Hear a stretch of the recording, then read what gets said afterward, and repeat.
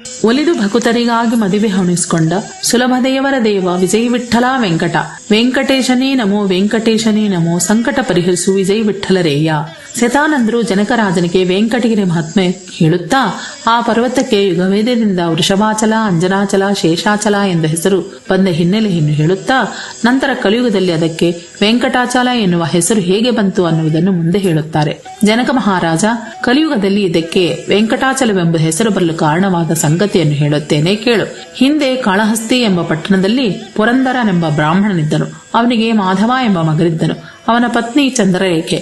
ವೇದಾಂಗ ಪಾರಂಗತನು ಸದಾಚಾರರತನೂ ಆದ ಮಾಧವನು ಒಂದು ದಿವಸ ಪತ್ನಿಯೊಂದಿಗೆ ದಿವಾಸಂಗವನ್ನು ಅಪೇಕ್ಷಿತ ಕಾರಣ ಅದಕ್ಕೆ ಅವನ ಪತ್ನಿ ಅದು ಯೋಗ್ಯವಲ್ಲ ಈ ಸಮಯದಲ್ಲಿ ಅಂತ ಬಹು ಹಿತನುಡಿಗಳು ಹೇಳಿದಳು. ಮಾಧವನು ಒಪ್ಪದೇ ವಿಹಾರಕ್ಕೆ ಕರೆದನು. ಆಗ ಅವನ ಪತ್ನಿಯು ದರ್ಭೆ ತರುವ ನೆವದಲ್ಲಿ ನೀವು ನದೇ ಕಡೆ ಹೋಗಿ ನಾನು ನೀರಿನ ನೆವದಲ್ಲಿ ಬರುತ್ತೇನೆ ಎಂದು ಹೇಳಿ ಅದರಂತೆ ಬಂದಳು.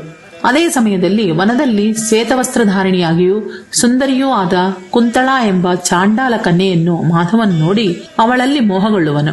ಅವಳಲ್ಲಿ ಅನುರಕ್ತನಾದ ಮಾಧವನು ಹೆಂಡತಿಯ ಬಂದದ್ದು ನೋಡಿ, ಪ್ರಿಯೆ, ನಿನ್ನ ಪತಿಭಕ್ತಿಯನ್ನು ಪರೀಕ್ಷೆ ಮಾಡಲು ಇಲ್ಲಿಗೆ ಬರೋ ಹೇಳಿದ್ದೆ.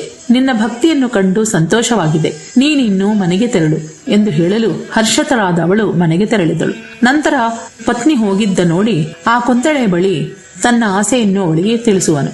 ಅವಳಾದರೂ ಅನೇಕ ಧರ್ಮಶಾಸ್ತ್ರ ನೀತಿ ತತ್ವವನ್ನು ಹೇಳಿ ಚಾಂಡಾಲ ಸ್ತ್ರೀಯ ಸಂಗಮ ನಿನಗೆ ವಿಹಿತವಲ್ಲವೆಂದು ಹೇಳಿದಳು. ಮಾಧವನು ಕಾಮಾಂಧನಾಗಿ ಅವಳನ್ನು ಬಲಾತ್ಕರಿಸುತ್ತಾನೆ.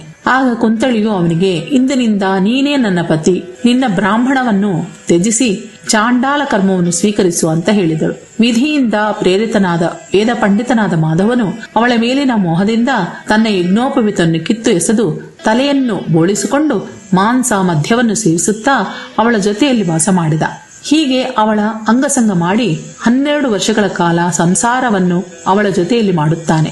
ಆವ ಕಾಲ ತಪ್ಪಿಸಿದರೂ ಸಾವಕಾಲ ತಪ್ಪಿಸಲ್ಲ ಅನ್ನುವಂತೆ ಈ ದೇಹವು ಅಶಾಶ್ವತವಾದ್ದರಿಂದ ಕುಂತಳಿಯು ಕೃಷ್ಣವೇಣಿ ತೀರದಲ್ಲಿರುವಾಗ ಮರಣ ಹೊಂದಿದಳು. ಪ್ರೇಕರಳ ಮರಣದಿಂದ ದುಃಖದಿಂದ ಮಾಧವನು ಹುಚ್ಚು ಹಿಡಿದಂತನಾಗಿ ಅಲಿಯುತ್ತಾ ಉತ್ತರ ದೇಶದ ರಾಜರು ಶೇಷಾಚಲ ಯಾತ್ರೆ ಹೊರಟಿದ್ದವನು ನೋಡಿ ಅವರ ಜೊತೆಯಲ್ಲಿ ತಾನು ಹೊರಡುತ್ತಾನೆ.